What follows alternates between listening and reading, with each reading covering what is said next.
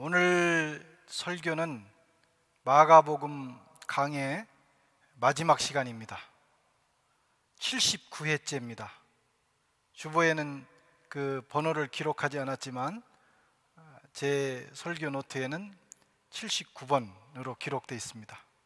2년 동안 마가복음 말씀을 읽으면서 우리가 길고 긴 마가복음 여행을 해왔습니다. 여기까지 인도해 주신 우리 하나님께 감사를, 영광을 올려드리고 또 하나님의 말씀을 경청하면서 함께 마가복음 여행에 함께 해주신 여러분들에게도 감사를 드립니다.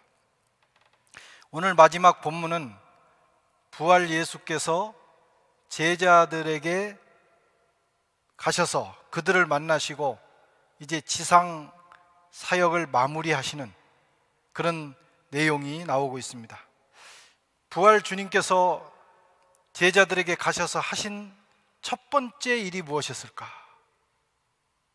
오늘 본문에 보면 주님은 제자들을 꾸짖으셨어요. 14절에 그 후에 11 제자가 음식을 먹을 때 예수께서 그들에게 나타나사 그들의 믿음 없는 것과 마음이 완악한 것을 꾸짖으시니 이는 자기가 살아난 것을 본 자들의 말을 믿음이러라, 믿지 아니함이러라 꾸짖으셨어요. 지금 죽으셨다가 부활하신 주님께서 제자들과 만나는 이 공식적인 만남인데 얼마나 할 얘기가 많고 얼마나 다른 분위기로 만나도 좋으시겠어요. 그러나 주님이 그들에게 오셔서 하신 첫 행위는 그들을 꾸짖으셨다 하는 것입니다. 유다를 제외한 11명의 제자들이 모여서 식사를 하고 있었습니다. 그때 주님이 그곳에 나타나셨어요. 그들이 왜 이 주님과의 만남에서 주님께 책망을 받았을까? 그것은 믿음이 없었기 때문입니다.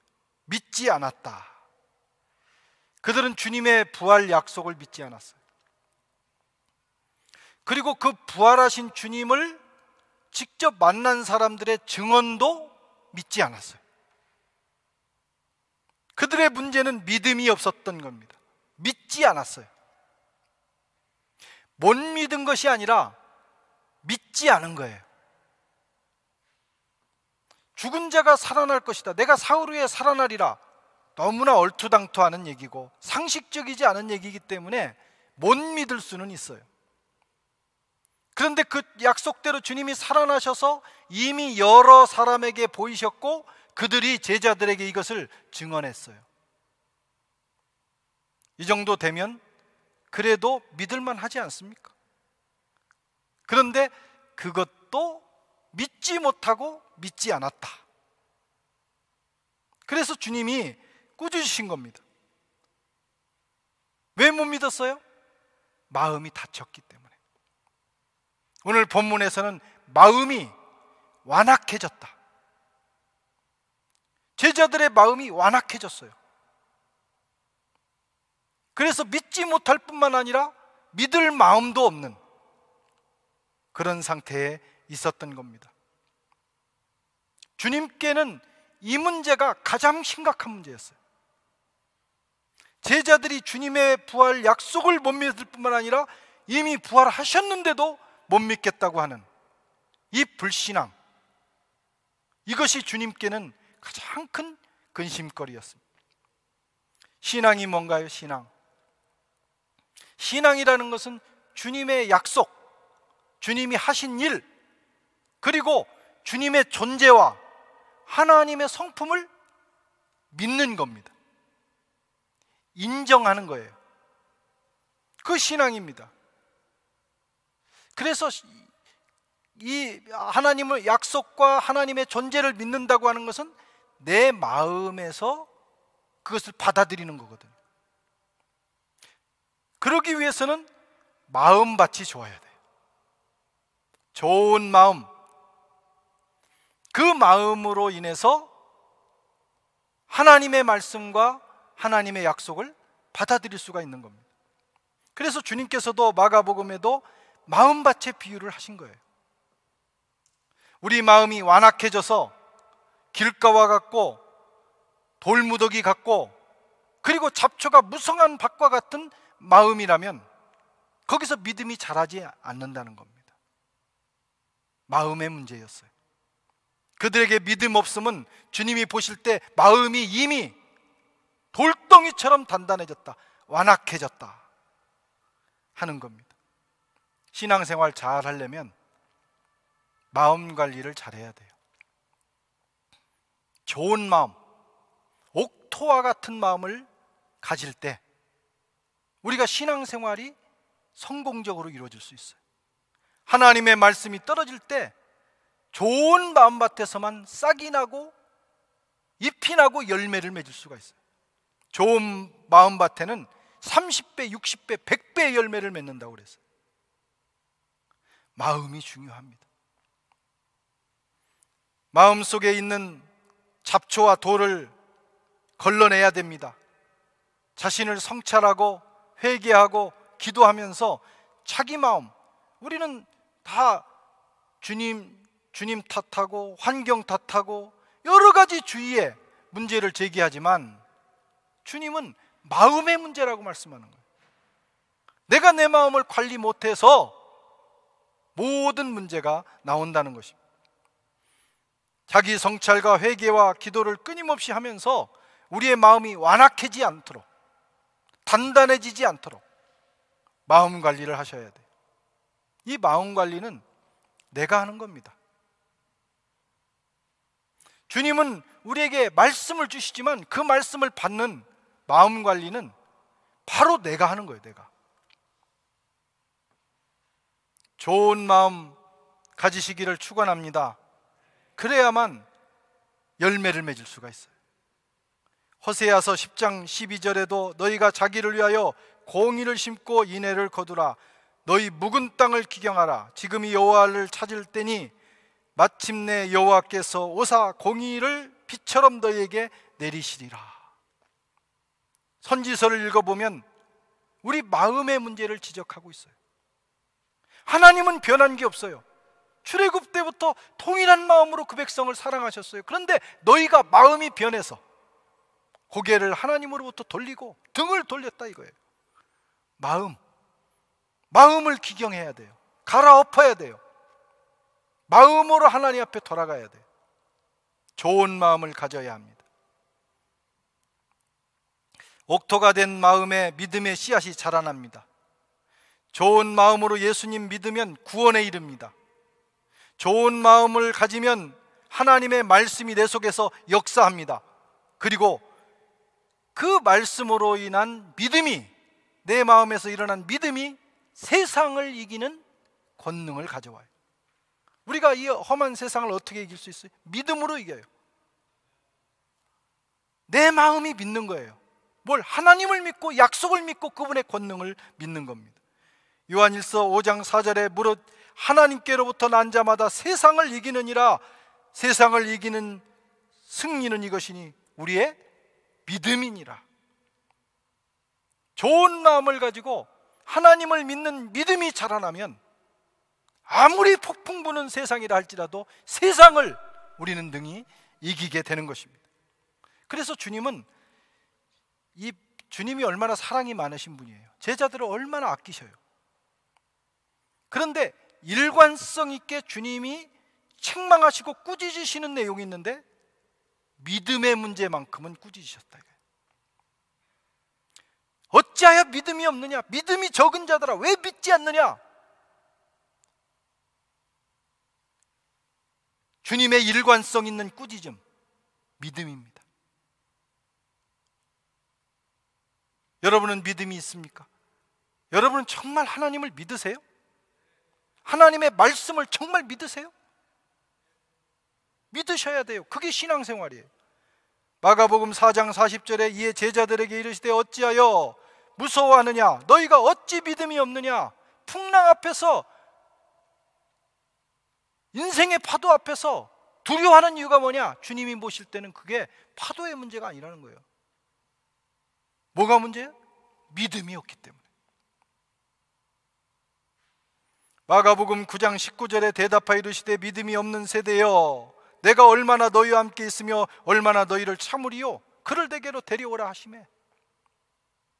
믿음이 없는 세대요. 누가복음 22장 32절에 그러나 내가 너를 위하여 믿음이 떨어지지 않기를 기도하였노니 너는 돌이킨 후에 내 형제를 굳게 하라. 사랑하는 제자를 위한 마지막 기도도 뭐예요? 믿음이 떨어지지 않기를 위하여 기도하신 거예요.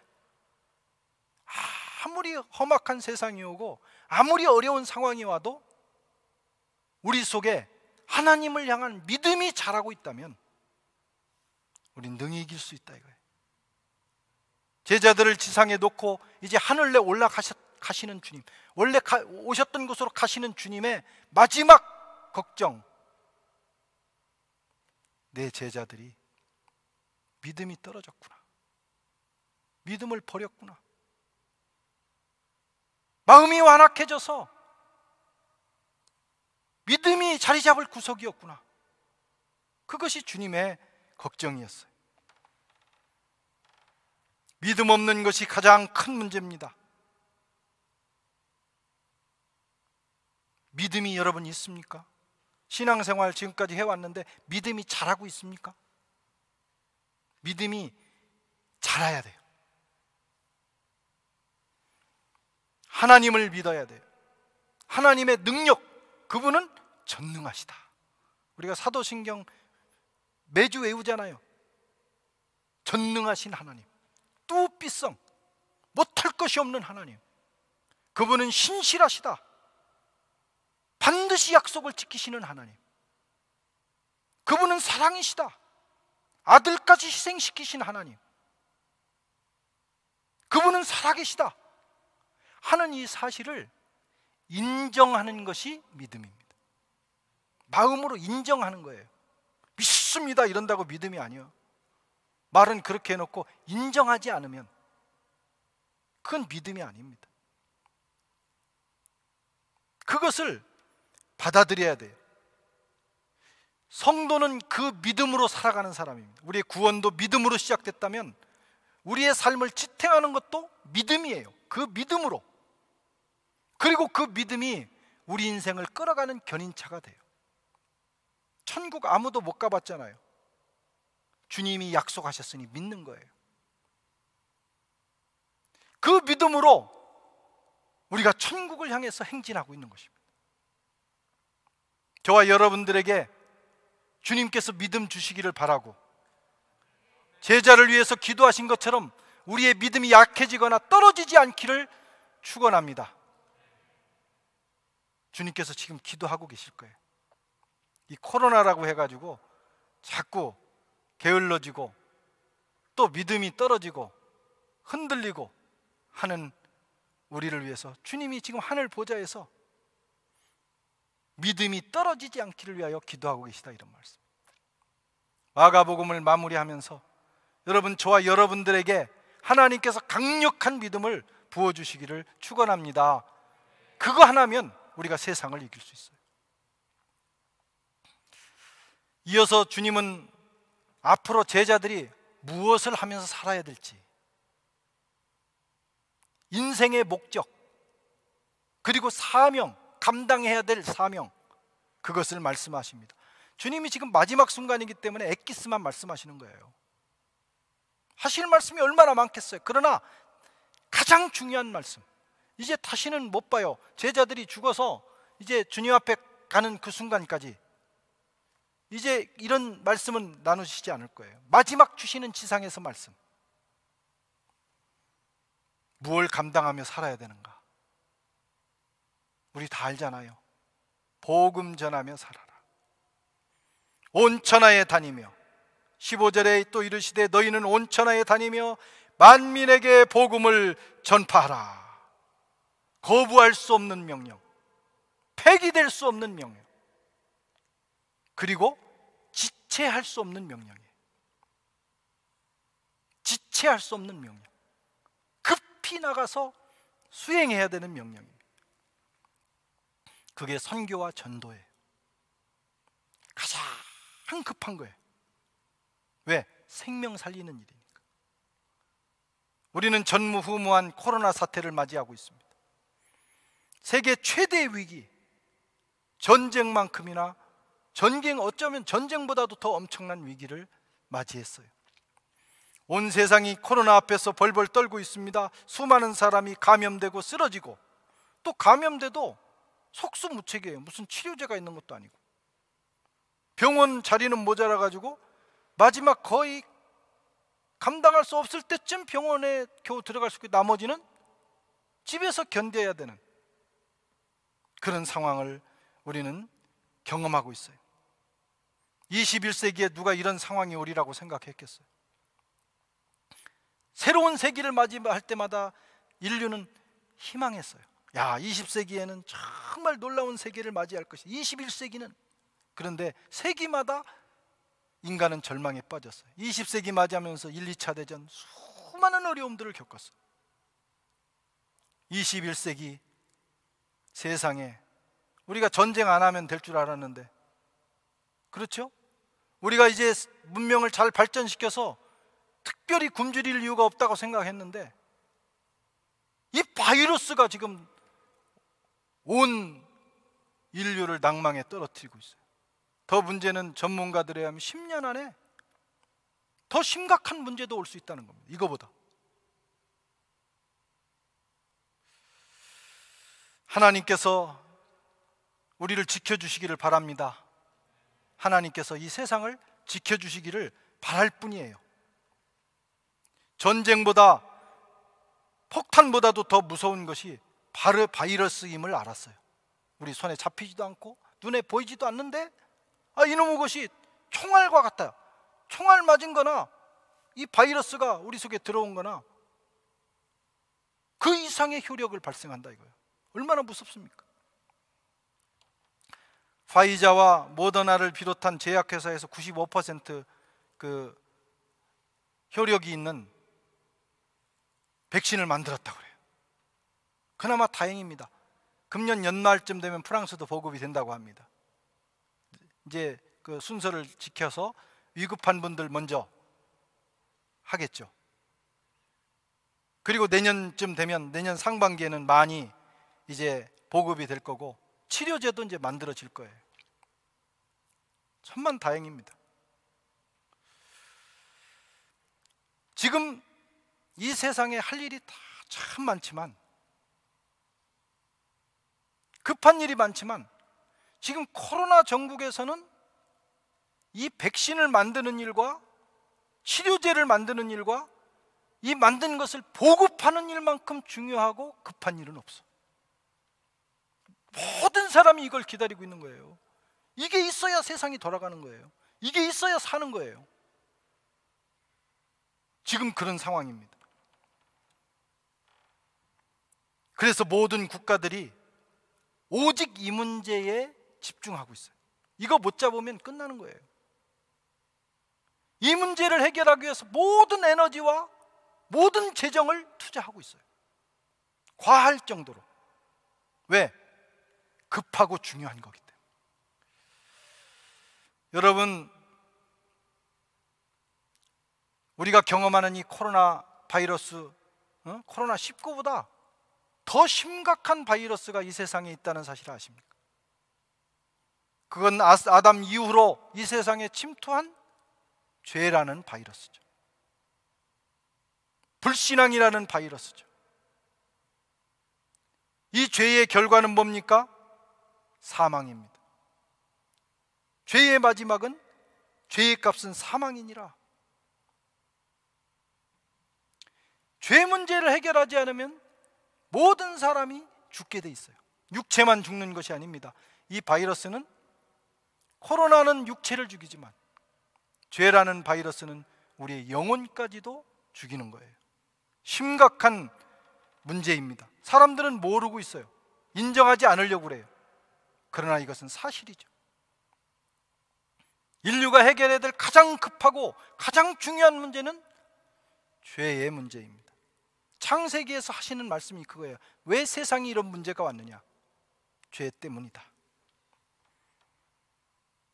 예수님께서 그 일을 이루셨어요. 그게 복음입니다. 십자가에서 이루셨어요. 예수님의 십자가의 복음, 그것은 사망 권세를 100% 무력화시키는 영적 백신이죠. 영적 치료제죠.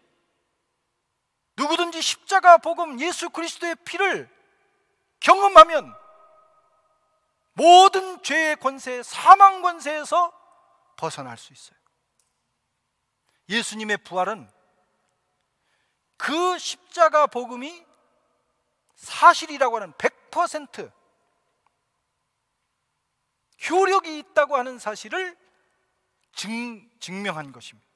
그리고 수많은 사람들이 오늘도 예수 그리스도의 복음을 받아들이고 구원받고 천국으로 입성하고 있어요. 하나님의 자녀가 되고 있어요. 복음은 임상이 다 끝난 거예요. 복음을 믿으면 우리는 살 수 있다.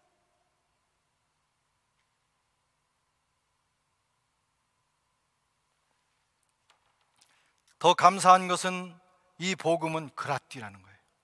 누구든지 값없이 믿기만 하면 누구든지 생명을 얻을 수 있다. 어떤 생명이요? 영원한 생명. 저를 믿는 자마다, 누구든지 저를 믿는 자마다 영생을 얻게 하려 하심이라. 이것이 복음입니다. 예수님이 오셔서 일을 다 이뤄 놓으신 거예요. 그리고 지금 제자들을 만나셔서 이 사실을 알리고, 그리고 부탁하시고 명령하고 계십니다. 뭐 하라고? 너희만 먹고 살라, 그런 뜻이 아닙니다. 너희도 먹고 생명을 구원할 뿐만 아니라 빨리, 긴급하게, 지체하지 말고 이웃에게 전달하라. 이보다 가치 있는 일이 어디 있겠어요? 이보다 긴급한 일이 어디 있겠어요? 긴급하고 충실하게 모든 사람에게 땅끝까지 이르러 전해야 될 소식. 인류가 예수만 믿으면 죄에서 벗어날 수 있다. 아멘. 그것을 주님께서 지금 제자들에게 말씀하신 겁니다.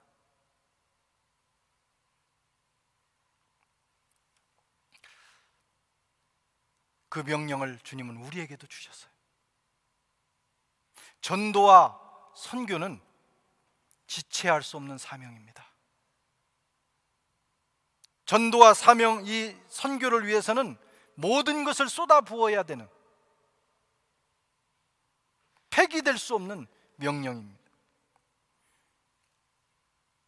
이 사명을 제자들은 충실하게 수행했습니다. 우리도 그렇게 살아야 돼요. 삶에 여러 목적이 있지만 궁극적인 목적이 뭔지 아세요? 복음 전하는 겁니다. 이거보다 중요한 건 없어요. 내 가족에게, 친구에게, 또 멀리 아프리카까지라도 가서, 사람들이 생각할 때는 뭘 그렇게 가가지고 그 재정 써가면서 그렇게 하느냐 할지 모르지만, 하나님 나라에서 주님께는 그것이 낭비라고 생각이 안 되는 거예요. 살리는 일이니까. 그거 하지 않는 것이 복음의 가치를 떨어뜨리는 거고 주님의 역사를 낭비하는 거예요. 부지런히 복음을 전해야 됩니다. 코로나 상황이랄지라도 우리가 기회가 주어진다면 어디든지 가서 복음 전하는 일은 끝까지 감당해야 하는 것입니다. 세 번째로 주님께서는 전도자의 사명을 감당하는 이에게 능력을 주시겠다고 약속하고 있어요. 능력. 17절 18절 믿는 자들에게 이르는 표적이 잇따르니 곧 그들이 내 이름으로 귀신을 쫓아내며 새 방언을 말하며 뱀을 집어 올리며 무슨 독을 마실지라도 해를 받지 아니하며 병든 사람에게 손을 얹은즉 나으리라 하시더라. 국가도 중요한 사항에 대해서는 예산을 집중합니다. 필요하다면 추가 예산도 편성을 하죠. 하나님 나라도 마찬가지예요. 하나님 나라에서 이렇게 하셔야 될 일이 얼마나 많겠어요. 그러나 집중적으로 추가 예산을 편성해서라도 지원하는 게 뭐냐면 선교와 전도, 생명 살리는 일. 주님은 이것을 위해서는 아끼지 않으신다는 거예요. 구원과 치유와 회복의 기적을 주시겠다는 거예요. 성령의 기름을 부어 주시겠다는 거예요. 기적도 주시겠다는 거예요. 언제? 선교하고 전도할 때. 이것은 선교, 전도, 복음이 전해지는 현장에서 일어나는 기적입니다. 심지어는 보호 조치까지 해주시겠다는 거예요. 물론 어떤 사람은 순교의 영광에 들어가기도 해요. 그러나 어떤 순간에는 하나님께서 아직 더 이 사람이 해야 될 일이 있다 라고 하실 때는 특별한 보호 조치도 하신다고. 뱀도 집어올리며 무슨 독을 마실지라도 해를 받지 아니하며. 그렇다고 어떤 사람이 야, 이 하나님의 말씀을 나는 믿어, 그래 독을 타서 나는 정말 믿어, 그러고 마셨어요. 어떻게 됐을까요? 죽습니다. 그런 믿음 말고 우리가 복음을 전하면서 사명을 감당하다가 때로는 하나님께서 우리를 보호하셔야 될 때 이런 기적도 베풀어 주신다는 거예요. 믿습니다. 하나님께서 우리에게 이런 능력을 주실 줄 믿어요. 복음 전하는 자에게. 저와 여러분들이 사명을 감당하는 인생이 된다면 하나님은 우리 인생을 책임져 주시는 거예요. 왜? 가장 중요하고 가장 급하고 가장 가치 있는 일을 우리가 하기 때문입니다. 사랑하는 성도 여러분, 오늘 주님께서 제자들에게 마지막으로 신신당부하고 가신 말씀, 땅끝까지 다니면서 복음 전해라. 만민에게 복음을 전해라. 이 소식 꼭 전해라. 세상 부모가 돌아가실 때 마지막 유언을 해도 자식은 그걸 지키는 거예요. 주님이 마지막 신신당부하신 말씀, 복음 전해라. 이게 백신이다. 이거 받으면 누구든지 산다. 마귀의 권세도 이기고 사망 권세도 이기고 말이죠. 100% 효력 있는 거, 이걸 위해서 내가 목숨을 버렸다. 꼭 전해다 하신 이 말씀, 이 말씀을 가슴에 새겨야 하겠습니다. 주님은 지금 승천하셔서 복귀하셨어요. 하늘 보좌 우편에. 그리고 성령을 보내셔서, 이 일이 얼마나 중요한지 성령을 보내셔서 이 복음 전하는 제자들과 함께 하셨어요. 주의 영으로. 19절 20절에 주 예수께서 말씀하신 후에 하늘로 올리사 하나님 우편에 앉으시니라. 제자들이 나가 두루 전파할세 주께서 함께 역사하사 그 따르는 표적으로 확실히 말씀을 증거하시니라. 하늘에 올라가셨지만 이 일이 얼마나 중요한지, 제자들이 나가서 복음을 전할 때 영으로 오셔서 성령으로 함께 하시면서 그 말씀에 지금 개입하시고 역사하시는 겁니다. 하나님 나라에서 지금 이것만큼 중요한 건 없어. 전도, 선교. 왜? 생명 살리는 일이기 때문에. 우리는 언젠가 그분 앞에 서겠죠. 영원히 살 사람은 없습니다. 그리고 순서도 없습니다. 언젠가 반드시 우리는 주님 앞에 서요. 주님이 뭘 물으시겠어요? 내가 부탁했던 이 생명의 복음을 전했냐? 이걸 위해서 네가 헌신했냐? 네가 정말 생명을 구원했냐? 그걸 물으실 거예요. 최선을 다했다면 주님께서 착하고 충성된 종. 예수는 평생 믿었는데 한 사람, 가족도 구원 못했어. 안 했어. 아주 전달을 안 했어. 이 약하고 게으른 종아, 그렇게 마지막까지 부탁했는데 그것도 못 들어주냐? 내 생명을 바쳐서 이루어놓은 약인데, 영원히 사는 길을 열어놨는데 그것도 못 들어줬냐? 주님 말씀하실 거예요.